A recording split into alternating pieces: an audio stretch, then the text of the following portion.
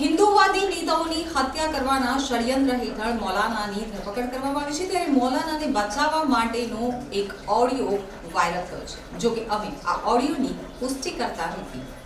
હિન્દુવાદી નેતાઓની હત્યા કરવા માટે ષડયંત્ર રચવાના આરોપમાં મૌલાનાની ધરપકડ કરવામાં આવી છે, ત્યારે હાલ મૌલાના રિમાન્ડ હેઠળ છે।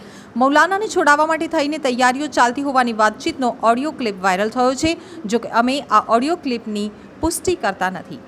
વાયરલ ઓડિયો ક્લિપને લઈ ગૃહમંત્રી હર્ષ સંઘવીએ જણાવ્યું છે કે કોંગ્રેસના નેતા દ્વારા મદદ કરવાની વાત જે કરાઈ છે તે દુઃખદ છે। રાજનીતિ એક તરફ, પરંતુ દેશ વિરોધીઓને ક્યારેય કોઈ મદદ ન કરવી જોઈએ। ઓડિયો ક્લિપમાં વાતચીત મુજબ એક તરફથી કહેવાય છે કે સુરતમાંથી કોંગ્રેસના નેતા મૌલવીને છોડાવવા માટે પૂરેપૂરી સહાય કરે તેવી વ્યવસ્થા થઈ ગઈ છે। મૌલાનાને છોડાવવા માટે નાણાંની સાથે વકીલની વ્યવસ્થા પણ થઈ રહી હોવાનું સામે આવી રહ્યું છે।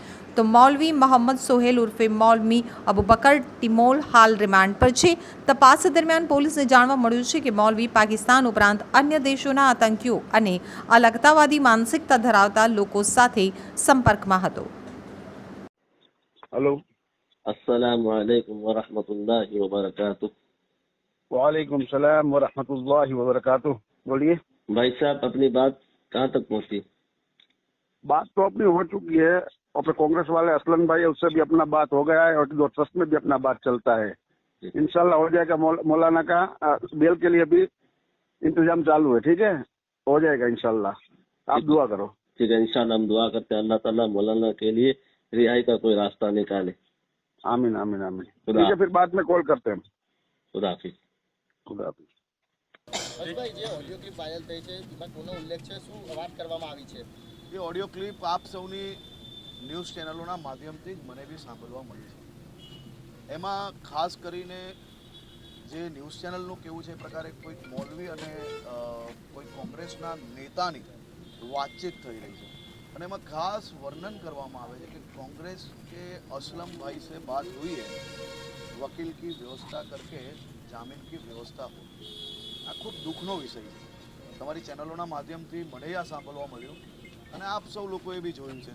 આ પ્રકારના લોકોને છોડાવવા માટે આપણે કોઈ બી પ્રકારની મદદ ના કરવી જોઈએ। રાજનીતિના તો અનેક અવસરો પ્રાપ્ત થશે, રાજનીતિની ટીકા ટિપ્પણીઓ ચાલતી જ રહેશે, પણ રાજનીતિમાં નાના મોટા વોટ મેળવવા માટે આવા લોકોને મદદ કરીને આપણા જ દેશના યુવાનોને, ભૂલકાઓને જે મદરેસાના માધ્યમથી એની અંદર દેશ માટે નફરત ફેલાવતા હતા, ભારતીય જનતા પાર્ટી માટે નફરત ફેલાવતા હતા, આતંકવાદ તરફ એ લોકોને કઈ રીતે પ્રેરિત કરાય તે પ્રયત્ન કરતા હતા, એવા લોકોને છોડાવવા ના જોઈએ। હું કોઈ બી પ્રકારની રાજનીતિ આજે નથી કરવા માંગતો, પરંતુ મારું એ 100% માનવું છે કે કોંગ્રેસ અને કોંગ્રેસના નેતાઓને ખાસ કરીને વિનંતી છે, આપણે રાજનીતિના અનેક અવસરો મળશે, પરંતુ દેશ હિત અને રાજ્યની સુરક્ષાના વિષયોની અંદર આપણે આ પ્રકારનું કાર્ય ના કરવું જોઈએ। બે હાથ જોડીને હું વિનંતી કરું છું।